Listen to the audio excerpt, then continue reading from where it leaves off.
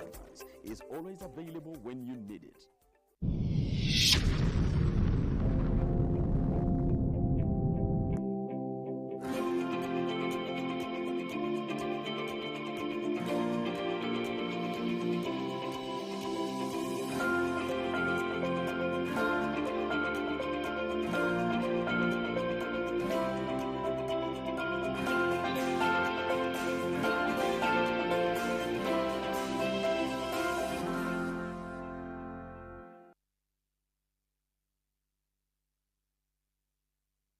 Get the most affordable 4G smartphone in Uganda from Airtel. Now heavily discounted from 250,000 shillings to 150,000 shillings only.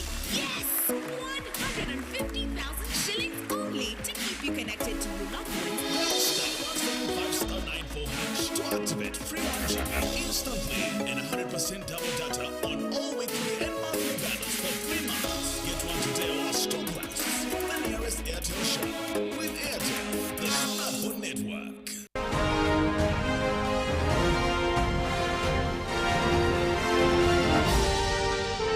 This is Good Morning Uganda.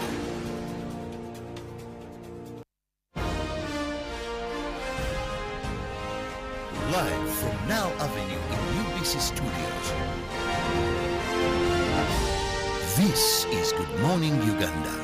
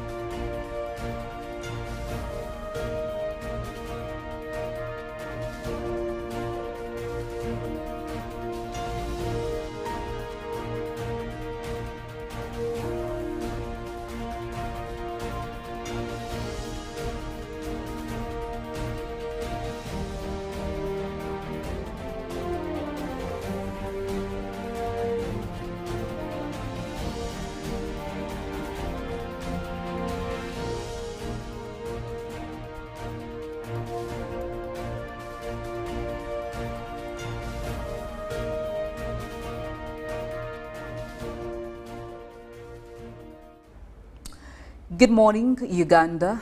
5 minutes past 8 a.m. It is the 14th of February 2023. Welcome to the agenda. My name is Philomena Masco, and as culture dictates every single morning in this very special hours, we do have special guests to talk to us about things that concern us as Ugandans, as ordinary people. I don't know if they're extraordinary people, but at the end of the day, we are all Ugandans. And clearly, we have conversations that matter as early as right about now. This very specific morning, we're going to be having conversations that are gravitated towards the tourism industry here in Uganda. I mean, for the last couple of years, we have been talking about the tourism industry, its contribution to the national economy, and of course, how we can indulge in it as ordinary people, as Ugandans, but also making sure that we have other people fully indulge in it. And this morning, I am very happy to announce that we are joined by Honorable Martin Mugara Bahinduka, the State Minister for the Ministry of Tourism, Wildlife and Antiquities. Good morning, Honorable. Thank you so much for making it this morning. Morning, Masco, and morning to our viewers out there. Happy Valentine's. Oh, happy Valentine's to you too. Just as a reminder, for those of you who don't believe in it, it is actually Valentine's Day, so do something special for yourself or for the people you love. But this morning, our conversation, like I did say, we will be looking at, we'll be having an insight on Uganda's tourism sector. And who better to give us some of these details, if not the Honorable himself. And of course, as the mission for the ministry does state, to develop and promote the tourism, wildlife and heritage resources for enhancement of Uganda as a competitive and preferred tourist destination with accelerated sector contribution to the national economy. So I guess the conversations we'll be having, they'll be looking more into that and also looking at the current state. How are we performing? And for the last couple of years, Honorable, I've seen very many people really indulging in the tourism industry, and also Ugandans being part of the domestic tourism as well, which should be a good thing, I guess, and showing progress. But if we're going to get straight into it, maybe you could give us what is the current state of the tourism industry right now here in Uganda as of 2023? Thank you so much. Well, I always don't want to talk about the COVID story and what happened to us. Well, we were affected so much, but as we speak now, I think we've recovered, especially in terms of visitations to the parks, to Uganda Wildlife Education Center. We've surpassed actually the pre-COVID years, that is 2019. If just, maybe I can give a few figures. If you looked at our visitations around the parks in 2019, which was the highest year, we had around 327,000 visitors visiting the national parks. When it came to COVID in 2020, it went down to around 100,000. As we speak now, it has gone to around 267,000. So it has increased beyond the pre-COVID years. Actually, we've not had visitations to the parks to this number since the parks were created. And this is mainly attributed to domestic tourism, which is the Ugandans traveling. And I want to thank them. I want to also encourage them to continue traveling and sharing about the beauty of Uganda.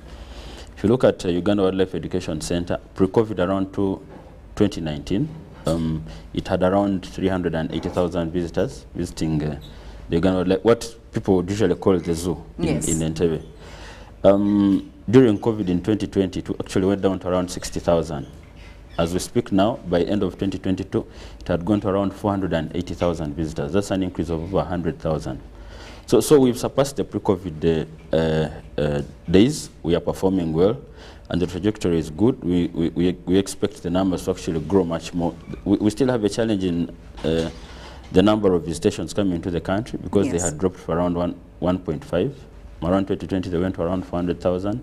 Now we're at around 800,000. We believe by the end of this financial year, we shall have reached at least the 1.3, 1.4 million visitors. So we are recovering steadily, but this is mainly attributed to the domestic tourism component. And that's why we kept saying that we're also putting a lot of focus on it, because we only believe that the only way we can have this sector more resilient, especially when we have challenges, like when we had Ebola recently, and you know there was a big scare out there, and really movement was a little bit curtailed in terms of the people that were coming. Yes. But the Ugandans, if they are traveling, they can keep the sector alive. We don't have to close or shut down because foreigners are not coming in. So we believe this is good. We have a very young population. We want to instill this message of travel into them, so that here they manage this sector themselves. So okay. While we are at it, of course, there are very many several issues that have been raised, especially when it comes to the way we market Uganda, especially to our very own people, but even to the foreign countries there where we want people to come in. How is the effort, especially in that? What are you doing as the ministry to make sure that you do efficient marketing of the tourism industry of Uganda, specifically to the foreigners? We want to have more people coming. I mean, it's very good the other day that we saw as one of the international media houses talking about Uganda being one of the most recommended countries people should visit. But what more are you doing to market Uganda out there? I think what we are doing, especially under Uganda Tourism Board, first of all, what we didn't have prior, we didn't have a brand that spoke to Uganda as a destination. We launched that brand last year, and it's doing well. It has actually won accolades beyond Uganda. What we are trying to do, and of course working with government, is to see how we push this brand more aggressively and in a much wider manner. So that's what we are doing. We are marketing Explore Uganda, the Pearl of Africa. Okay. That's at an international level. You're going to see us put more of these advertisements outside. But also domestically, like I said, we are doing. Before I came to office around 2019, before we had COVID, there were a number of domestic activities being carried on. You had there was something called Tulambule by my predecessor. But of course, when COVID came in, there was no more travel, so everything was halted. Now we are redoing it. We are calling it Explore Uganda. We changed from Tulambule to Explore because we want to use one theme throughout. We don't want to divide it into. But we usually change the Tulambule into the different local languages. Recently, which was our first campaign, we were in the Elgon area. We were there for around 4 days. And the number of people participated, we had around 300 people travel with us from Uganda to Elgon and spent those 4 days. We went to CP. We did a number of activities there, and we shone some light on Elgon. I still see people posting about it today. Soon we shall be doing a campaign of a mixture of Buganda and southwestern Uganda. We shall do a bit of marine tourism, and then we shall end up in northern Uganda this year. I know we cannot be all over the country at the same time because it involves a lot of logistics, mobilization. So we only can do to an extent that we are able to perform. But we want to assure the Ugandans that we shall try our best. But also want to encourage Ugandans on the next trip, please come and travel with us, tweet about it, and especially the celebrities, come and be a part of it. I mean, they're worried of the fees and all of that again, which will be part of the discussion probably we'll be having later on as we go on.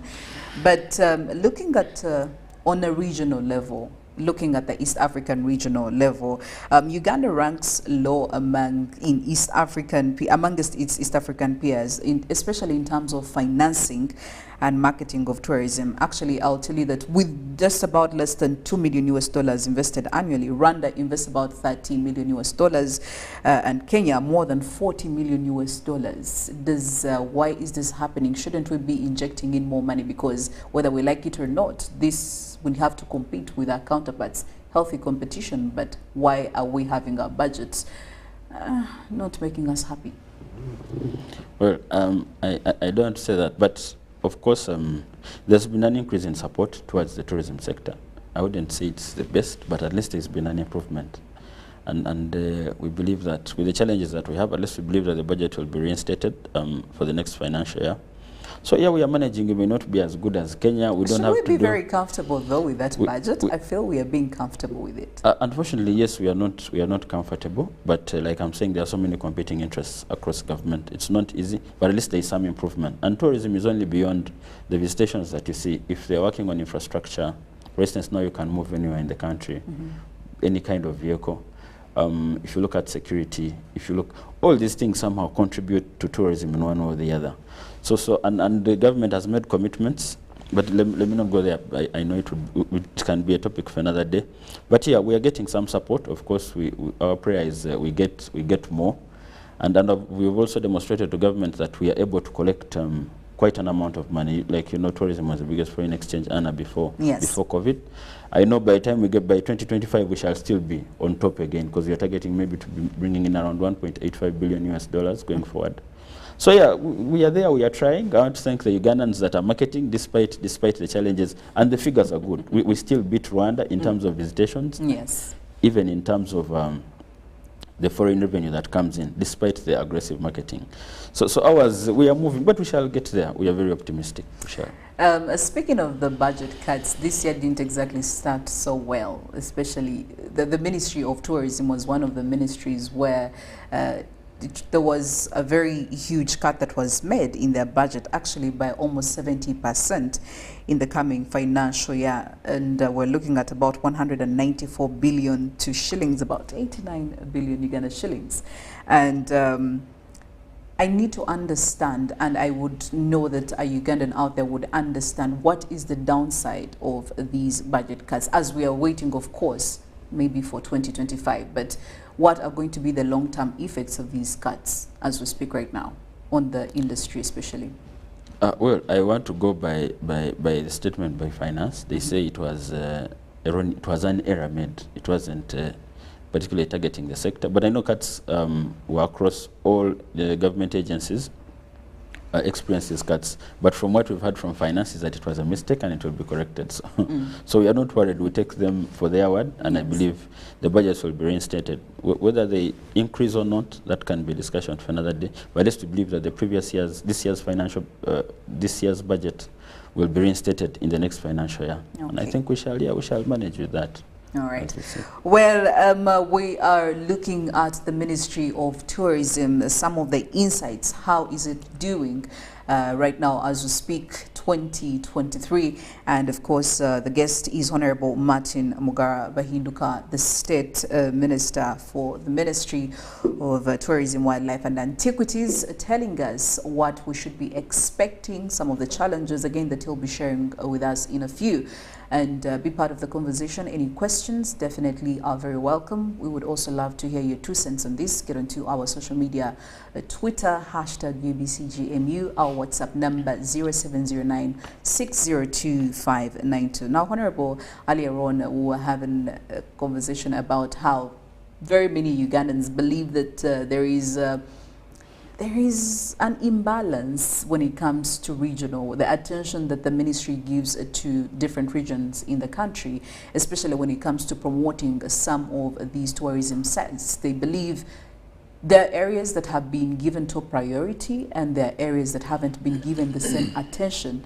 And the whole thought process here is that there are very many other things that we could actually find in some of these areas that have been given less attention, looking at things like scenery, looking at, you know, culture, looking at cuisine. Is that true? And if it's true, why is it happening?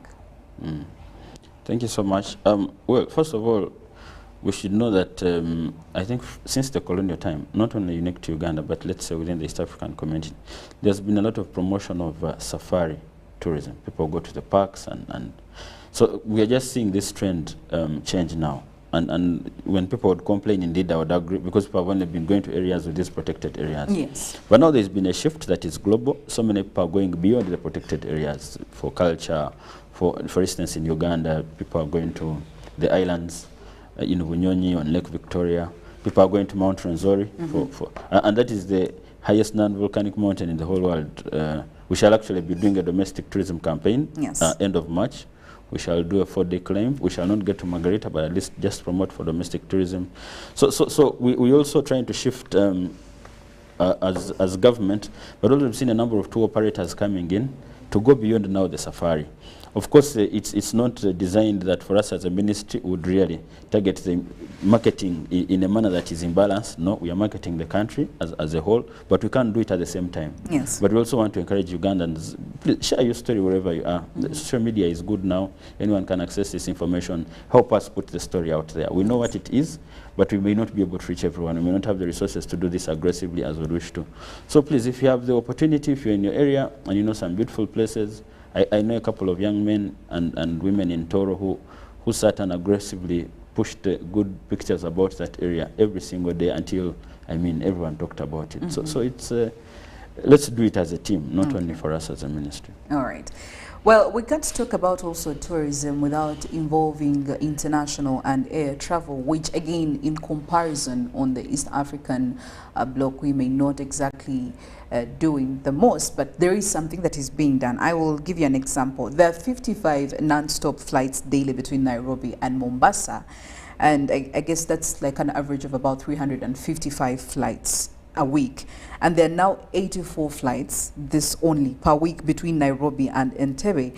I mean, there are certain airlines that have 14 flights into London weekly, 7 flights into New York weekly. So how do we get to improve our very own domestic, international and air travel? Because I know it's a very big contributing factor to tourism, especially if we're looking at foreign tourism. Yeah, no, I agree. And first of all, there's some improvement. Even domestically, we've seen a number of players come on to within the aviation sector. We've seen Bar Aviation, we've seen Kajans. There are a number of them there. There's this one of the Kenyans, what is it called? But anyway, we've seen a number of improvement. If you go to areas like Kisoro, for instance, they get at least 2 flights coming in every day because of bringing in tourists that would go gorilla trekking. So there's been an improvement. I see there's some growth with Uganda Airlines. Now I know we are going to make space in the UK. I wish people knew what that means if we had a direct flight from yes. from Heathrow to Uganda. I mean, so many people would be here. At least we've been interacting with a number of Britons who say it's a challenge going round and round just to get to Uganda. So it will be an improvement. I know we shall be in China very soon. We've started getting in some visitors now from Russia as well. So I know, first of all, having an airline has been of great importance to us in terms of marketing destination Uganda, but also having, and government putting in place policies that make it easy for whoever wants to participate in this sector to easily come and join, because you don't pay tax on most of these airlines that do in-flights domestically. So at least that is an encouragement for people too. But also government has focused on developing a number of aerodromes within the country. Okay. And looking at what Ministry of Works is planning, we see there will be some more improvements in some other areas. So once we have the infrastructure in place, once we have the Ugandan in place who can travel, but also I know there's been a challenge of the cost of a flight domestically. I mean, yes, the costs are one of the biggest challenges that we can really highlight right now. Yeah, from one area to another. But like we say, if once the traffic grows, then definitely these figures could go a bit down. But so we are fully relying on the traffic to grow. Yeah, but if you also do the mathematics, for instance, you'd find that a domestic flight from, I mean, I don't know what the fare is currently, but between $350 to $400, let's say return flight to Kisoro. If you're driving a vehicle, you'd find that in fuel alone you could have spent almost the same amount of money. So it is convenience and what the other wants to get as an experience. But it is good, it is unique, especially for those people that are a bit elderly who don't want to travel so many kilometers to be able to access these areas going forward. So I think it's important. I believe government is focused on it. And yeah, we shall get there with time, but it's an important factor in marketing destination Uganda. Okay. And speaking of the National Development Plan 3 projection, the tourism sector was actually projected to earn over 6.5 trillion Uganda shillings in financial year 2023-2024. What's the possibility of that happening? And if we are pushing it probably to 2025, if we are tracking, how far are we on that projection? No, because of the, like I said, because of COVID and by a little bit of Ebola that affected us towards the end of this year, we've not yet reached the numbers. Like I said, the visitations into Uganda are still at around 800,000 visitors. That's by the close of December 2022. So I believe that, yeah, maybe by the time, if you're looking at the financial year, maybe by mid coming year, we could go up to around maybe 1.5 million. Let's not, but that's what we expect. So expectations for 2024. Yeah, for the financial year. Okay, even if I said for the next year, for this year 2023, we may to go beyond we may to go back to maybe around 1.4 million visitors going forward. So I believe the figure will go back up. It may not exactly be the 1.6 billion that we were getting in 2019, but at least we could go to around 1.3, 1.4 billion. Okay. So it's good. But because of the trajectory we're looking at in terms of recovery, well, if you looked at East Africa, we're one of the fastest recovering countries out of COVID compared to our neighbors. So we still believe that by 2025, at least we shall be able to improve to around 1.85 billion US dollars as envisaged by NDP3. We believe we shall achieve that. Okay. Yes. All right. And now, as we are coming close to the end of this honorable challenges as a ministry, what are some of the major challenges I believe we need to also understand? Because eventually when we are holding you accountable, we'll want to know. That is, I think it's just being fair, knowing that there are also challenges as you're trying to get into the operations. I would say, of course, the biggest challenge is Ugandans are not traveling as they ought to yet. Yes. But we somehow apportion the blame to, because we've not given the Ugandans enough information out there about what travel is about. So many think that it is so expensive, but we say the most expensive park to get to is Makshon, and you pay 25,000 shillings. The rest you pay 20. I know for Ugandans don't really do much of the gorilla trekking, but I know quite a number who do. And the price it's around 250,000. That's the most expensive up there. I will tell you that there are some of those things that Ugandans have decided to leave to a certain class of fellow Ugandans because they believe the expenses are ridiculous. No, but that's what I'm saying, that the problem is lack of information. Because now I'm telling you that if you go to Queen Elizabeth, for instance, what you pay to enter is 20,000 shillings. You can actually get accommodation in a protected area. Most of the savannah parks, between 50,000 and 30,000 shillings. 50 to 30,000 shillings. So every Ugandan is catered for. If you're a group of people, I mean, if you saved there for a month, would you feel to have maybe 150,000 to travel? But I believe that, well, it's also a new culture. It's just growing, but at least we see the young people involved. Currently, if you look at 95% of the people that travel are below the age of around 35 and below. So it is still a good market, and we believe that we shall get there. But my prayer is that you try. Don't say it is for the Muzungu. Don't. You first give it a try. Get 1 weekend. They're worried of finding out those expenses. The shock alone will just put you on the side, and you're like, okay, this is. But to be honest, and I can even place a challenge if any came to me where I am, anytime I would give you where you can go minus the fuel. Yes. For at least a day and night accommodation, 30,000 shillings in one of the OA areas where they create some accommodation, and 20,000 for the park entry. That is 50,000. So it's not a lot of money. The roads are good right now. These are the challenges of fuel and the rest. Well, those are beyond us now. But for us, the service we are giving can be affordable to any Ugandan. So I want to encourage them. You travel. I mean, I hang out once in a while with I say this all the time. I find my colleagues, you find someone in the bar drinking a bottle of 300,000, drinking a bottle of wine on a dinner. Yes. You go and see, and actually... Today being a day, for those that are doing Valentine, I wish the ladies would even put guys on pressure to take them beyond Kampala. That would have been our different problem. We are already in the bad books of the men out there, so we can't afford to put them on pressure anymore. Yeah, but I want to assure you, it is a very good experience. It is something you won't forget. If you took the kids, I mean, they will talk about it until. Even if you went to work, if you cannot afford to go to the protected, just go to work. Work is less than 10,000 entry. But it's an amazing experience to have kids interface, but also, you know, in one or the other, you're also encouraging conservation amongst these young people.